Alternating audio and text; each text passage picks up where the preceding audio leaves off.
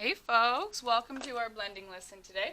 So this week we're working in Unit 4, Week 4, where we are learning the variant spellings of long I. So that just means all the other ways that you can spell long I other than the I blank E. So this week we've been working on long I spelled with I by itself, with Y, like in the word sky or fly or dry. The IGH spelling of the word, of the sound long I, like right or night. And then IE, which can also say the long I sound. All right, so of course, let's get started with our high frequency words. And make sure you're trying to focus, pay attention. You can turn the sound off and really practice this on your own. Food, start. Animal, ate. About, carry. Hour, give. Or, other. Small, blue. Into, because. Find, more. Warm, over. No, found. Laugh, would. Flew, hard. Caught, near. Were, woman. Listen, right. Excellent, thank you. So let's begin. Let's get started on our blending. First word, sky. Your turn. Ska, I, sky. So this word, sky, is using the Y spelling of the long I sound.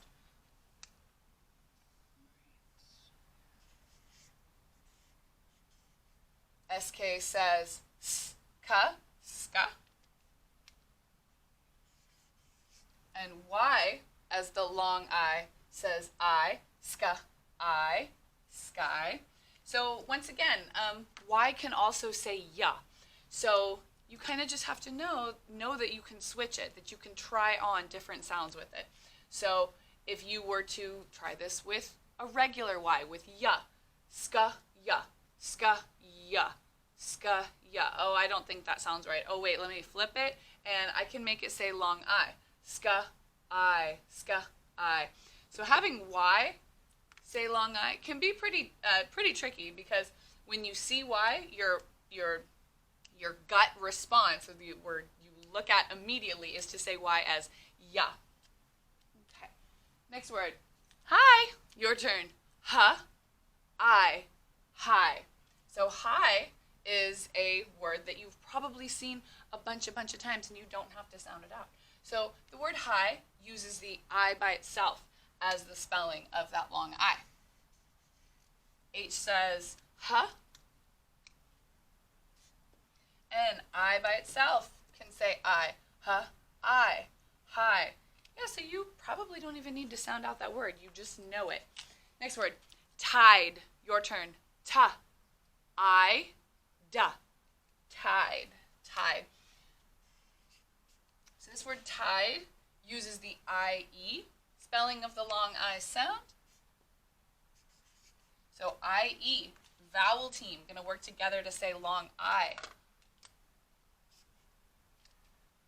So ta, I, tie. So we did this one the other day, where it was like a tie that you might wear. So this, ta, I, da, tied, is the past tense of the word tie. Like you are going to tie your shoes. Or yesterday, you tied your shoes. All right, next word, bright. Your turn. Bur, I, ta. Bright, bright. So B-R, ba-er, burr.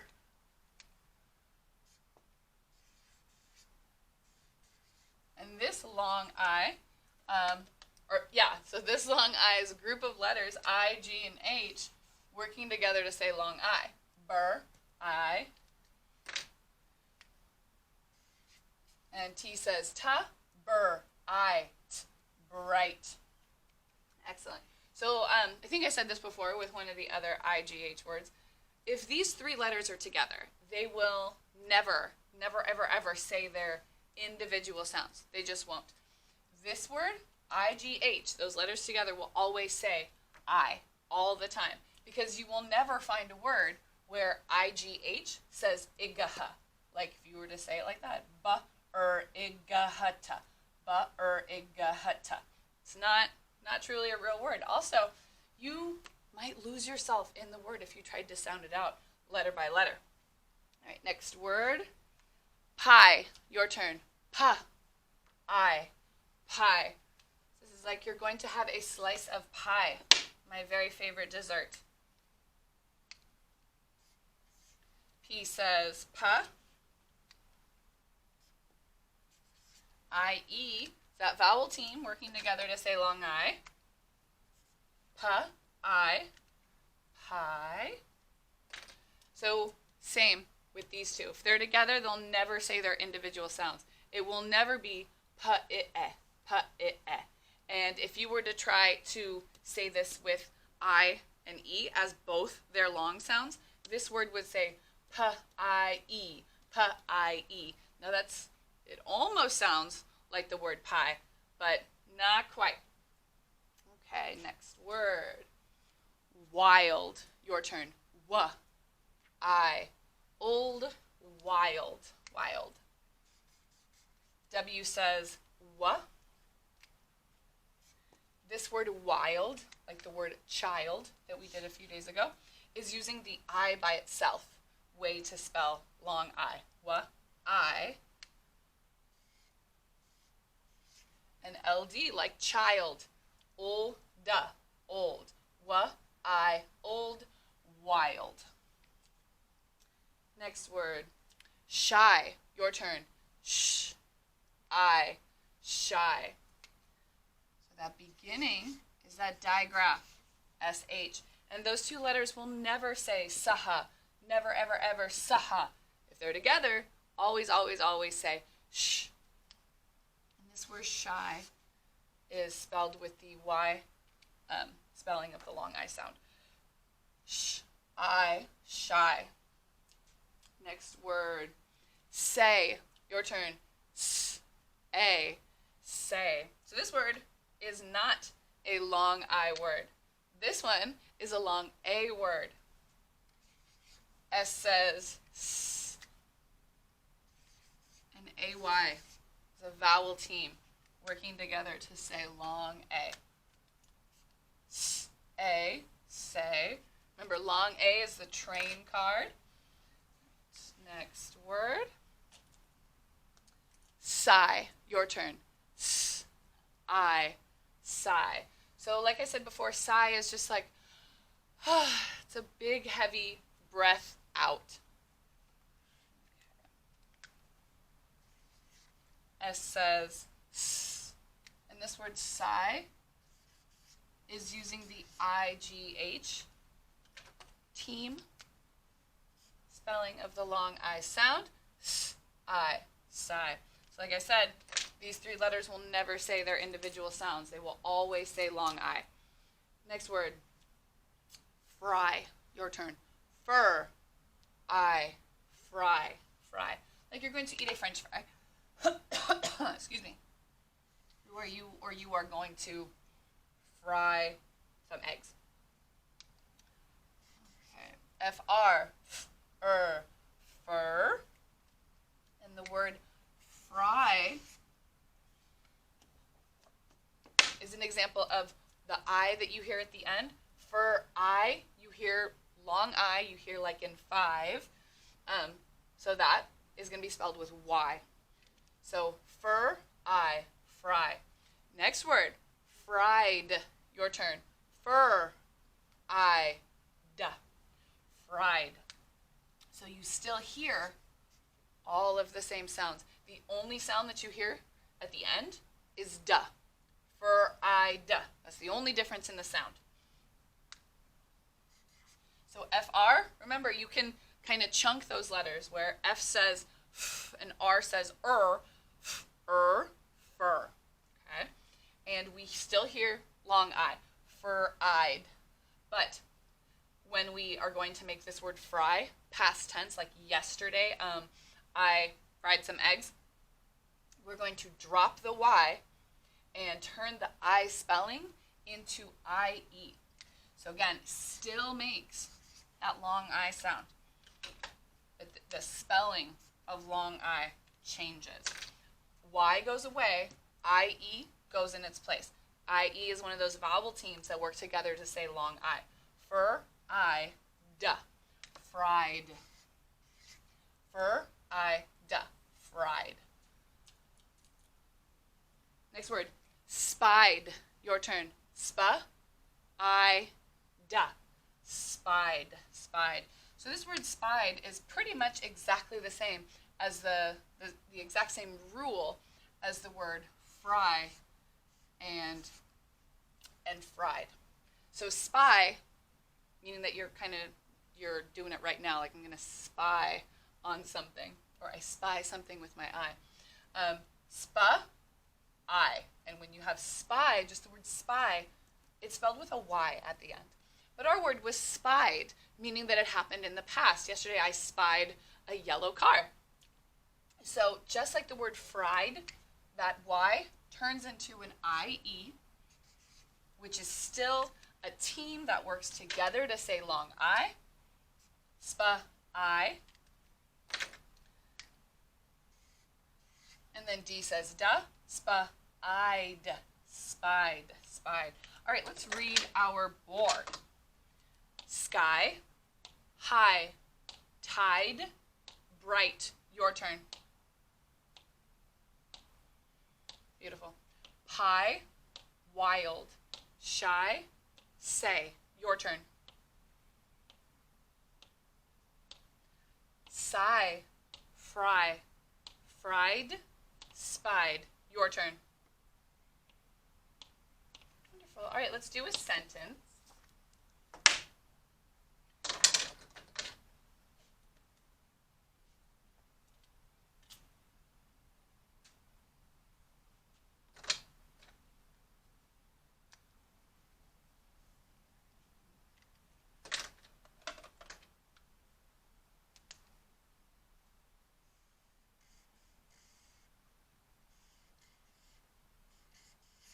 High frequency word Y, but now that we've learned that Y can say long I, when you say Y, you hear the letter I, you hear the long I sound, I, but this is a high frequency word, so most people just kind of know already that WHY is the word Y. Thank you.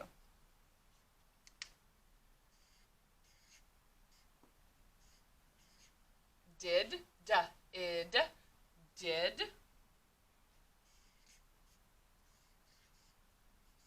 High frequency word the, and Y, the word Y, it's a high frequency word that you can sound out now because we're learning long I.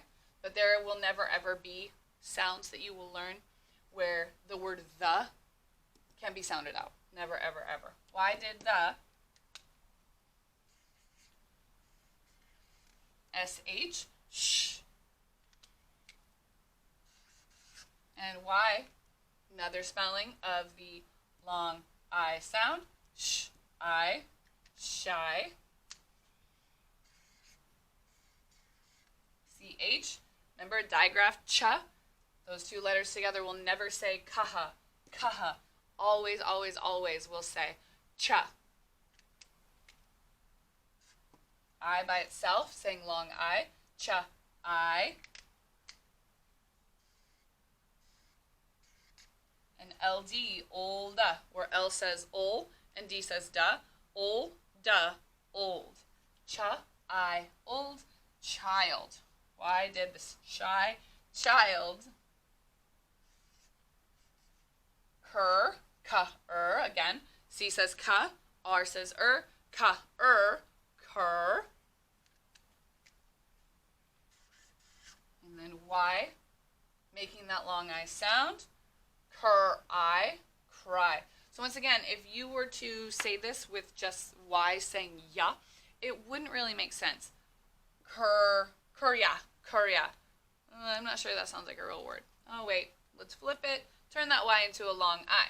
All right, let's read our sentence. Why did the shy child cry? Your turn.